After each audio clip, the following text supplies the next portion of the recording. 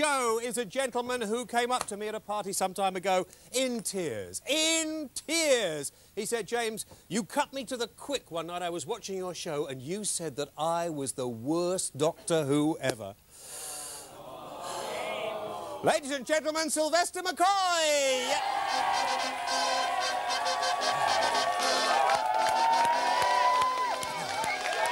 Well, Sylvester, thank you very much indeed. Please, please. And I'm, you know, I can't say I didn't say that. I did say that. You did. I did say that, and. But then you put it right by saying that the other worst Doctor Who was Patrick Troughton, and then I realised you had no taste. Oh, okay, fine. So that was fine, and so I kept watching your programme. As far as doctors are concerned, you didn't know what you were talking about. Yeah. No, well, actually, funny enough, I was in Doctor Who years and years ago. As a monster? Well, a lot of us were in Monsters regularly, and people said, well, you never changed much from there, did you? I said that just so you couldn't get it in. Oh, that was very... I was planning that, because we'd rehearsed it. I think it's cruel. You were a... I see we've got 30 years of time travel coming along. And yes. looking at you, I don't know if we probably can't... We cleared this picture to show... Oh, good, it's so difficult. I know. Cool. You see, all the Doctor Who's here, and actually looking at it, it was because you were the silliest one. You see, I always remember Doctor Who as a serious programme, you know, and it was real to me when I was about 10. But that was only last week. There he is at the bottom. That was last week. Time is relative, so it could have been last week, couldn't it? Yes, I know. Yes, did you enjoy it? I did. I had a great time. But the thing about the silliness was that when I did the first series, I was silly because I hadn't seen it for years either. And I just did it the way I normally do things, silly Lily. But then after a couple of series, I got very serious. So by the end of it, I was a serious doctor. But a serious doctor. Apparently you got into acting quite by mistake. You were a stage doorkeeper. No, I wasn't a stage door. No, I was selling tickets in the box office at the Roundhouse. I see. Yes, and I was selling tickets to Brian Murphy of George Mildred fame, whose wife worked in the theatre. Man with the funny wig. Yes. Yeah, all right, yes. Yes. And it's true, isn't it? Yes. It's strange about Brian because he would always wear a wig off stage, but on stage he'd take it off. That always seemed to be the odd way around. But anyway, he just presumed I was an actor. And one day a guy called Ken Campbell came in who was setting up the Ken Campbell Roadshow, and someone had let him down at the last minute, and he said, please, I need someone, I've got this mad show. And Brian said, well, that's the guy in the box office, he's completely out of his head. So he came up to me and Ken said, Hannah, would you like a job? And I said, yes, as an actor. And I went off and became an actor with Bob Hoskins and Dave Hill and Jane Wood. And so you would the rest is a very bad history. As a character actor, which is what you are, isn't it? Although I had heard you wanted to play Hamlet. Well, yes, originally, because I didn't really know much about acting as such. When I started off, we did a show called An Evening with Sylvester McCoy, the Human Bomb, and that's where I got my stage... An Evening with Sylvester McCoy, the Human Bomb. The Human Bomb? Human. What are you giggling at? It's quite serious. This is a thespian. This is a lovey. Yes, very true. Yeah. Baz knows. And Ken said, you know, this is an acting job. And so he decided that I, as the smallest one in the group, should do all the stunts. It was a stunt show. It was like the Marx Brothers doing stunts, really. That was the idea. And so I kept having to do things like bang a nail up my nose, and I'd say to him, when can I play Hamlet? Because he said, you know, I've been an actor. And he said, well, we'll stick this ferret down your trousers, and so on and so forth. Yeah, I had this for Jerry Hayes later, but if you want... All right. Please, just a little bit. Give us a kiss. Yes. Yes. Do you want to do a little bit? Oh. We'd be very... Alas, poor Yorick. Alas, poor Yorick. I knew him well. Actually, I did end up playing the gravedigger.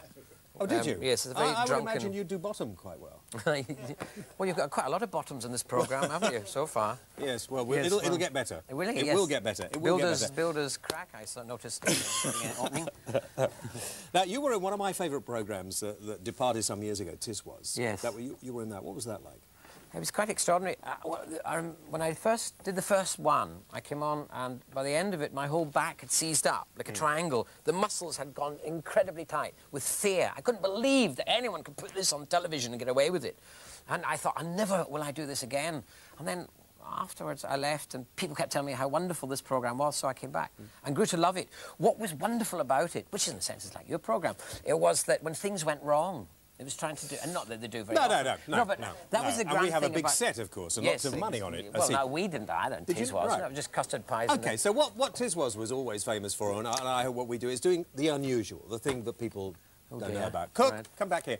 And you play the spoons rather well, don't you? I have been known to. Yes, and I know have you got them with you?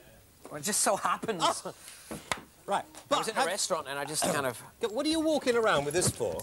Come on, here we are. That's what it was in Because his I pocket. was happy to be here. Yes. Yes, no, it was now, my do you want to have a go at this? Do you need Kooki? Would well, you like why us not? To... Yes, yeah. yes. Okay. Oh, right, yes. Where do you want to do it? Where's this best? might be quite fun. Yes, well, we could... Is that good?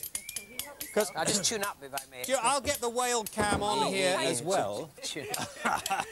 Because if I get the whale cam, I can probably get some good close-up shots here, see? Oh, yes. How's this? Okay. Right, that's amazing. It's good, isn't it? Look at that. That's new. I haven't seen that before. Look at that. It's good, isn't it? Yeah, yeah, okay. It's a tie. Right, yeah. Incredible tie. Yeah. Nice yeah. camera. Yeah. Right. Okay, 1, 2, 5, 6, 7. Music. We've got some music. Love. Roll the Play music. on. Turn it on. Give me Whack it up. On the first in line, honey, I'm still free.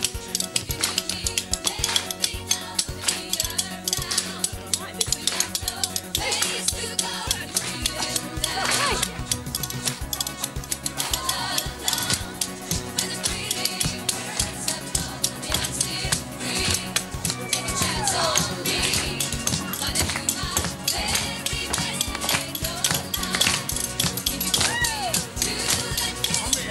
A critic. I can feel a critic.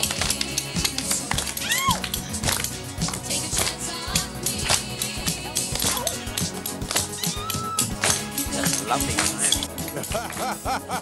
Ladies and gentlemen, Sylvester McCoy!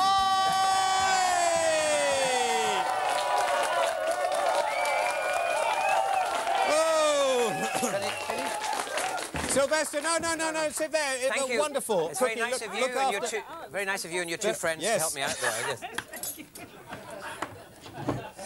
Yes.